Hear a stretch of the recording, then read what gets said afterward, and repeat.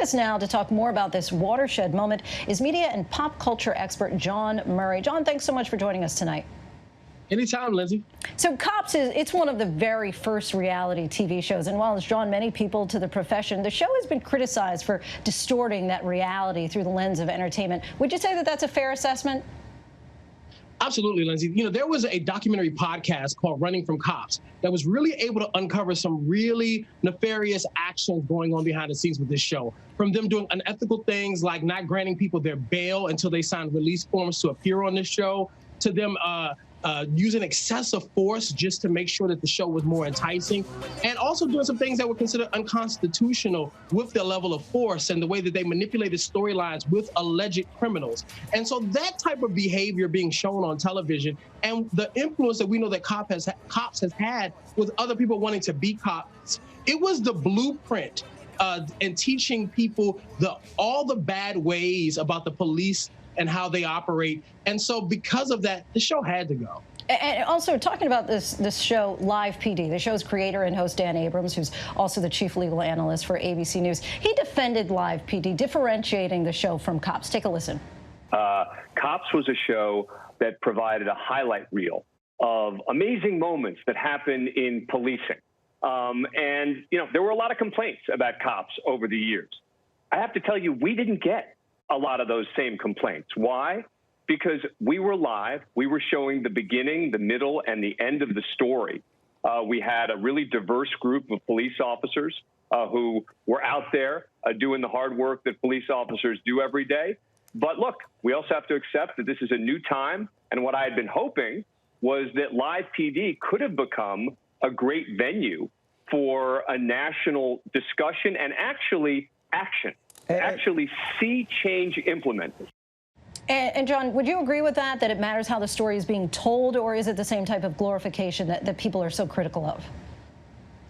Well, it definitely matters how the story is being told. And listen, I have great respect for Dan Abrams. I love his legal mind. I love all his contributions to ABC.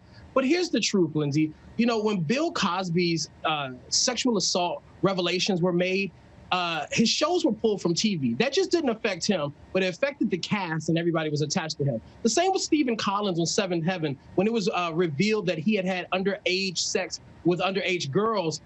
His show was pulled from TV. And Harvey Weinstein, you know, his company and every business venture that he was attached to went bye-bye.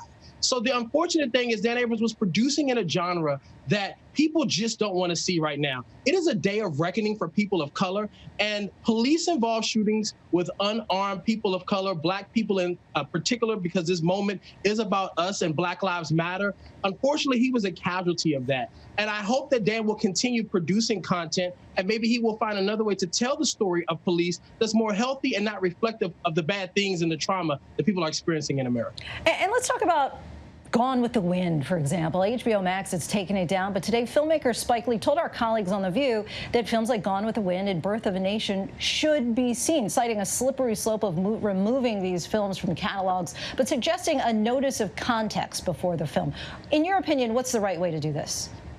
I think Spike is on the money with this. You know, when we go to watch most shows now, Lindsay, we get a disclaimer of the nudity, of the language, of the violence. And I think now networks have a responsibility to do a disclaimer during these shows to say, listen, this was not done in proper historical context. What you're watching, please look at it through a lens that's appropriate for its viewing pleasure, because these are historic works and people should be able to view these things, but you should know what you are signing up for. You know, when there was a Scientology documentary on A&E with Leah Remedy, and in between and out of every commercial break, they ran these disclaimers telling you the other side of the story. And so I think we have to reshape the way we look at these products and how we offer them to consumers. And just a couple of days ago, the co-creator of Friends said that she regrets the lack of diversity in that show. And the irony being that Friends is sometimes called out for borrowing from the show Living Single, which featured, of course, 6 Black friends in New York City and premiered the year before Friends did.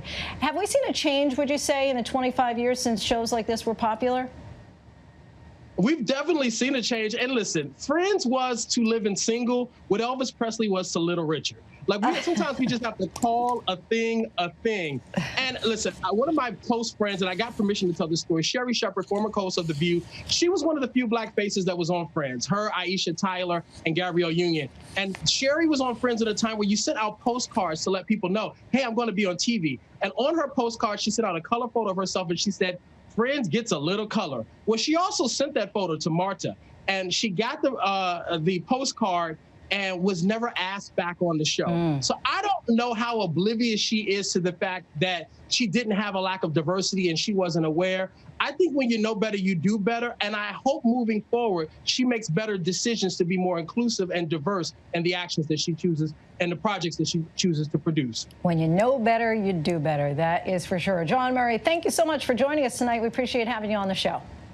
Anytime.